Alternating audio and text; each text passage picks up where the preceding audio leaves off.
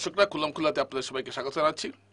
আজকে একটু অন্য ধরনের একটা বিষয় আমি এখানে আনছি এবং এটাও কিন্তু এই শিলচর শহরকে বা শিলচর রেল স্টেশনের একটা সমস্যা আমি আনছি, যে রেল স্টেশনের সঙ্গে ভাষা শহীদদের রক্ত জড়িত রয়েছে। সেই রেল স্টেশনের স্থানীয় যারা রেলের কর্মী আছেন তাদের প্রতি একটা অবিবেচনা করা হচ্ছে, তাদের প্রতি একটা একপেশে মনোভাব দেখানো হচ্ছে, বিমাতৃসুলভ আচরণ করা হচ্ছে। এটা আমি আপনাদের সামনে একটু তুলে ধরব। বিষয়টাকে আমি একটু বুঝিয়ে বলছি। ভারতীয় রেলের একটা নিয়ম রয়েছে, সেটা হলো সেন্সিটিভ পোস্ট। কিছু কিছু পোস্ট আছে সেটা স্পর্শকাতর, খুব গুরুত্বপূর্ণ। এইসব পোস্টে 3 বছরের বেশি কেউ একটানা চাকরি করতে পারবেন না, তাকে বদলি করা হবে।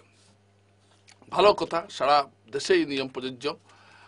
কিন্তু দেখা যাচ্ছে যে লামডিং ডিভিশনের শিলচর লামডিং ডিভিশনের মধ্যে পড়ছে, রেলওয়ে ডিভিশনের মধ্যে পড়ছে।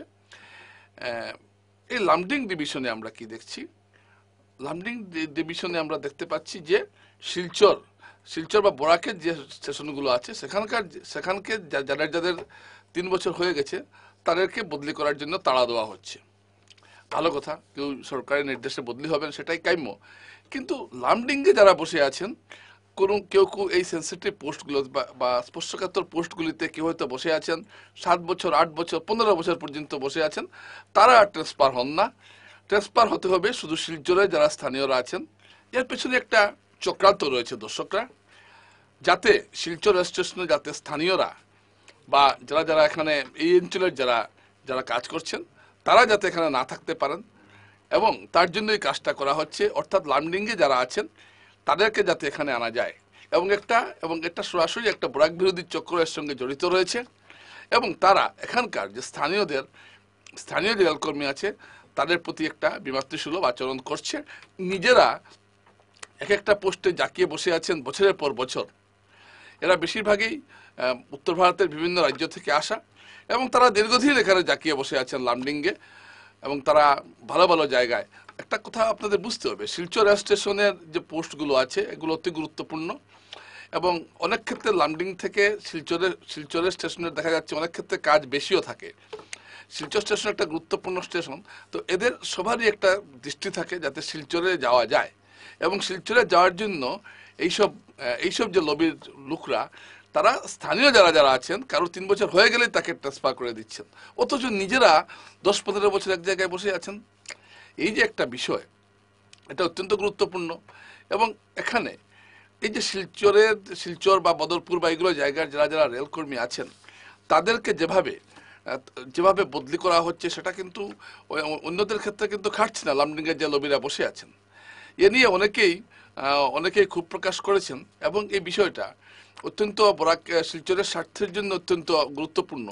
কারণ এখানকার স্থানীয়রা যদি এখানে থাকেন তাহলে সেই সমস্যাটা তারা ভালোভাবে বুঝতে পারবেন, এবং এই সকল নন গ্যাজেটেড পোস্টও কিছু আছে, এই সকল পোস্টে স্থানীয়রা থাকাটা উচিত।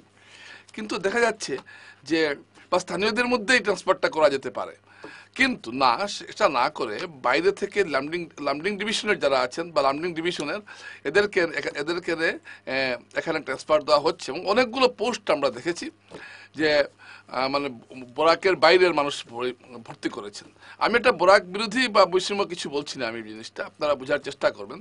এটা হলো একটা চক্র, শুধু তাদের লোকগুলোকে এখানে পাঠাচ্ছে।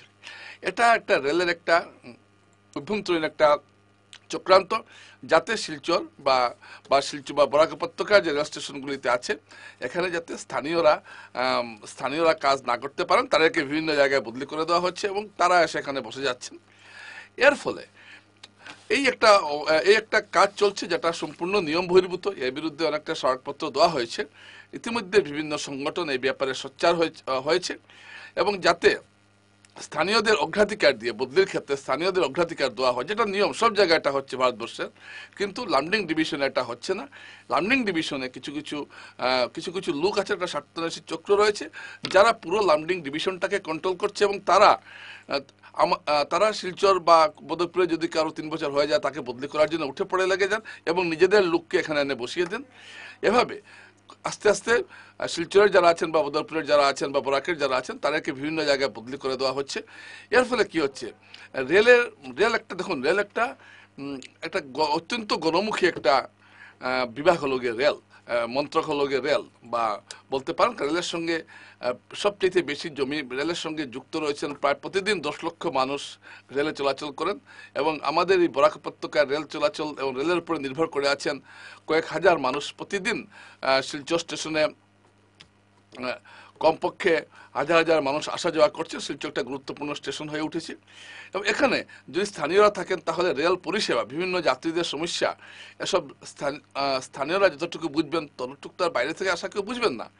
কিন্তু দেখা যাচ্ছে আমি বলছি না যে সব বড় বড় পোস্টে আনা যেতে পারে, কিন্তু নন গেজেটেড পোস্ট আমরা দেখতে পাচ্ছি যে এইসব বাইরে থেকে এনে এখানকার লোককে বদলি করে অন্য জায়গায় দিয়ে বাইরে থেকে এনে শিলচরে বসে আছেন। এবং শিলচরে থাকার একটা বাড়তি সুবিধাও রয়েছে।